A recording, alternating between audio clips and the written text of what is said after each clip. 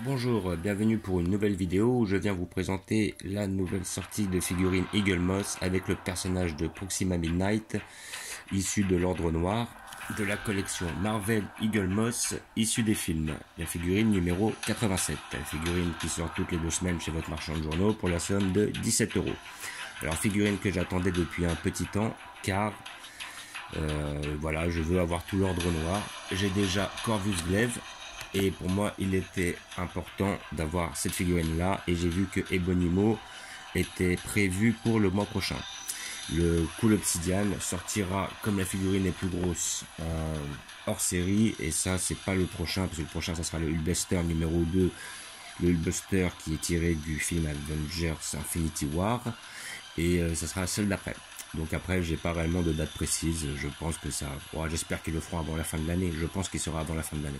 Après, le souci des hors-séries, c'est qu'ils peuvent en sortir un tous les 4 mois, comme un tous les 2 mois. Donc il n'y a pas réellement de régularité. Comme d'habitude, avec cet achat, vous avez le fascicule qui vous explique qui est le personnage. Alors là, j'ai vu que l'acteur ou l'actrice, c'était Carrie Coon. Je pense que c'est une femme, d'ailleurs. Avec ce fascicule, voilà, on vous explique qui est le personnage, à quel moment il a été incrusté dans les comics ainsi que dans le film, peut-être certaines libertés qu'ils ont pris du personnage à travers le film et qui diffèrent du comics. Voilà. Donc après, voilà, on a des images du film Infinity War, hein. Même si on a une brève apparition dans Endgame. Voilà, disons que on les a plus remarqués dans le film Infinity War. Et comme d'habitude, à la fin de ce fascicule, vous avez la prochaine figurine qui va sortir dans 2 semaines avec le personnage de Spider-Man de la version Infinity War, c'est-à-dire avec l'armure de Tony Stark. Une figurine que je prendrai obligatoirement, celle-là aussi, j'ai hâte de la voir. J'ai pas de Spider-Man dans cette collection. J'ai des Spider-Man de la collection Panini, dans la collection Altaïa, mais je l'ai pas dans cette collection-là. Et pour moi, c'est le plus beau Spider-Man qui a été réalisé jusqu'à maintenant dans ces collections-là. Voilà. Donc, comme d'habitude, nous allons ouvrir la figurine pour voir ce que ça donne. Mais la figurine a l'air d'être quand même bien réalisée. Là, je garderai la boîte car j'en ai besoin pour surélever mes figurines. Je vous montrerai, j'ai changé un peu d'organisation. Enfin, c'est vite fait, simplement sur l'étagère.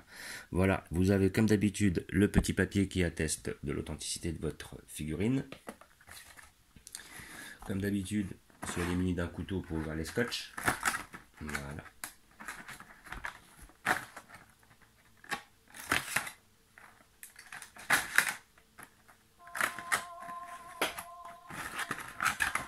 Hop.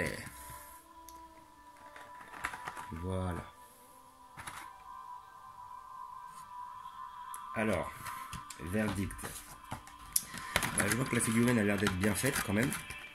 Voilà, ils se sont pas, comment dire, loupés, hein. Voilà, je trouve que la peinture est bien faite, le sculpte est bien fait. Voilà, donc après au niveau des yeux, il est bien réalisé, il est pas mal. Faut dire ce qui est. Voilà, je trouve qu'il y a moins de défauts de peinture que sur le Corvus Glaive.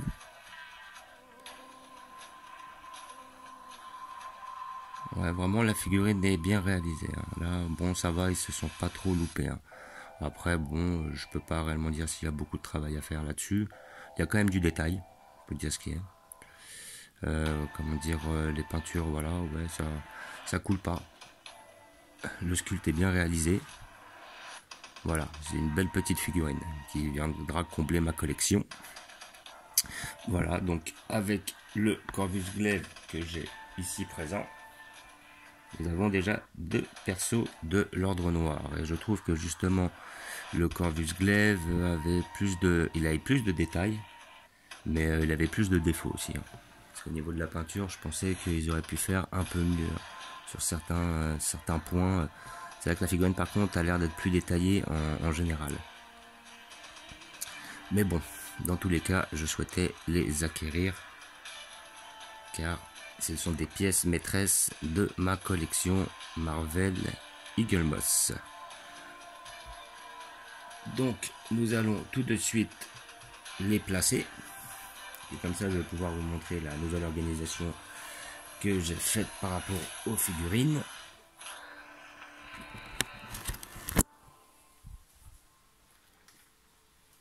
Voilà, donc là j'ai laissé un trou exprès de façon à pouvoir placer ma nouvelle boîte et de façon à surélever les armures d'Iron Man que j'ai mis justement en hauteur, et j'ai mis les hors-série plus bas. Étant donné qu'ils sont plus grands, je vais pouvoir justement voir plus facilement les figurines de mes armures Iron Man. Voilà, donc là j'ai décidé de mettre pas mal d'armures à ce niveau là. Voilà, comme ça je vais pouvoir remettre Iron Patriot ainsi que mes armures de War Machine, que je vais mettre explicitement ici. Voilà, et à permettre d'avoir vraiment tout un arc avec toutes mes figurines là-haut de mes armures d'Iron Man, ainsi que mes hors-série devant. Voilà, et je vais pouvoir placer mon ordre noir juste ici. Voilà, et voilà, comme ça, ça permet de pouvoir mettre les Thanos, l'ordre noir, sur la même étagère, enfin sur la même ligne, avec derrière les hors-série et derrière plus visible les figurines de mes de mes armures Iron Man et toutes les armures à peu près, parce que là-haut j'ai mis le Iron Monger et j'ai mis le Whiplash, voilà, issu des deux premiers Iron Man. Comme ça fait un petit peu tout ce qui est machine d'un côté et puis après hors série de l'autre. Voilà. Donc comme d'habitude, je vous remercie d'avoir regardé. Je vous dis à bientôt. N'hésitez pas à vous abonner ou à mettre des pouces. Et je vous dis